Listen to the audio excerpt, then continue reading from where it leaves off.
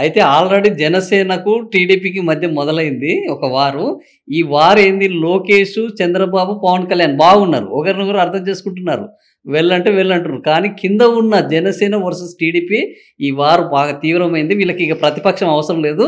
రేపు వీళ్ళే కొట్టుకుంటారు అన్న ఒక వాదన మొదలైంది. అప్పుడే మీకు డెఫినెట్గా ప్రశ్న ఉండాలండి. ప్రభుత్వానికి వాళ్ళ ఎమ్మెల్యేలు ప్రశ్నించడాన్ని మనం స్వాగతించాలి. అవును.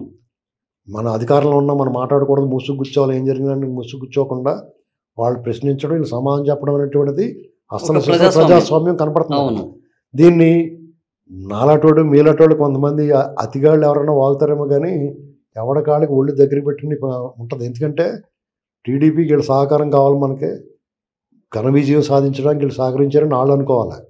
ఓరు బాబు ఒకటి కూడా గెలవకపోయినా కానీ, మన నాయకుడు గెలవకపోయినా కానీ వీళ్ళు కూడా ఉండటం వల్ల మనకు పని జరిగింది, పవర్ ఎంజాయ్ చేస్తున్నాం, మంచి మర్యాద పొందుతున్నాం, ఇంకెందుకన్నా ఎక్కువ మనం చేస్తే కనుక మనోడు దెబ్బైపోతాడు అనుకోవాలి.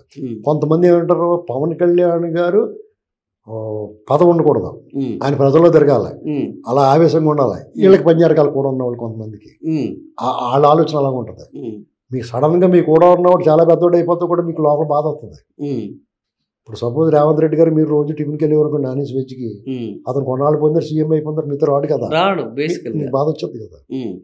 సేమ్ పవన్ కళ్యాణ్ గారు కూడా ఉన్నా, చంద్రబాబు గారు కూడా ఉన్నా, లోకేష్ గారు కూడా ఉన్నా, ఎవరికన్నా సరే మీ కూడా తిరిగి కూడా సడన్గా పెద్దోడు అయిపోతే మీరు మీ ఫ్రెండే చూసేవాడు అందరికీ వెళ్తే చాలా ఫ్రెండ్స్ రాకుంటారు, కానీ మీ లోపల కొత్త కొత్తలు ఆడిపోతూ ఉంటుంది.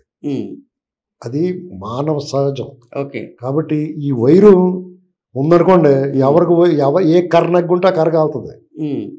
ఇది ఎవడో ఒకటి చెప్పక్కర్లేదు, విన్ విన్ సిచ్యువేషన్ అండి.